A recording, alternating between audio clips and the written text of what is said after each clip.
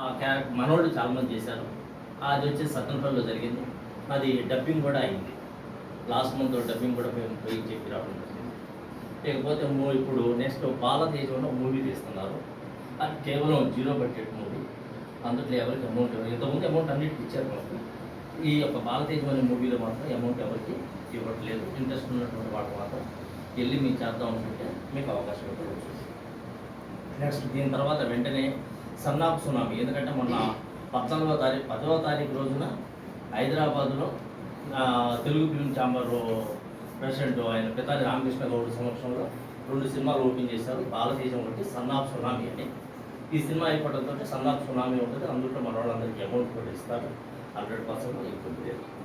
కాబట్టి ఆ 2 మూవీస్ ఆయన చేస్తున్నారు. ఆ బాలతేజం మూవీ సత్తెనపల్లి, ఇటు పల్లపాడు, మన గుంటూరు, ఈ 3 ప్రాంతాల్లో బ్యాలెన్స్ అంతా కూడా కంప్లీట్ చేయడం జరుగుతుంది. రేపు 23వ తారీఖు నుంచి ఇక్కడ షూటింగ్ స్టార్ట్ అవుతుంది.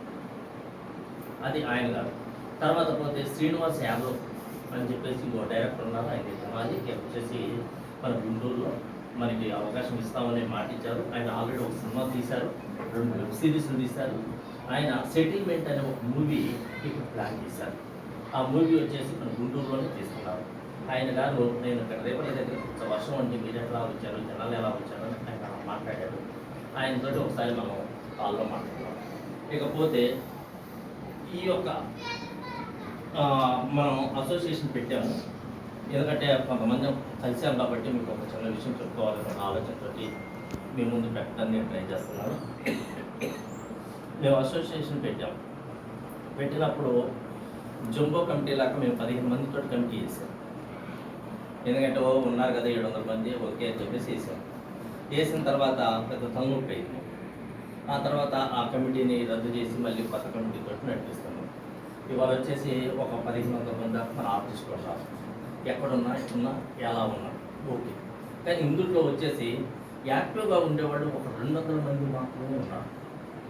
ఆ 200 మందిలో కూడా ఒక రకంగా చెప్పాలంటే 100 మెంబర్సే కాదు, లేదా ఒక 150 మెంబర్సే కాదు. మిగిలినటువంటి వాళ్ళు సుమన్ గారి సినిమా ఉందా, ఓకే సార్ రమ్మంటారా అనే బ్యాచ్ లేదు. ఇంకా అంటే ఆ స్థాయిలో లేదా ఒక ఆశీష్ విద్యార్థి, ఎందుకంటే మాకు అనుభవం కాబట్టి ఆయనతోటి సినిమా ఇలా ఉందని ఆయన ఫోటో పెట్టేసి నేను వాట్సాప్ పెట్టేది, సార్ నేను వస్తాను, సార్ నేను వస్తాను, సార్ నా పేరు ఇలా అంటారు. నిజమే ఒప్పుకుంటారు. కానీ ఉన్నటువంటి వాళ్ళు మాతో ట్రావెల్ అయ్యేటటువంటి వాళ్ళకి ఫస్ట్ ప్రయారిటీ ఇవ్వడం అనేది నా ఆలోచన. తప్ప ఒక్క మీరే ఆలోచించండి. ఎందుకనంటే బావా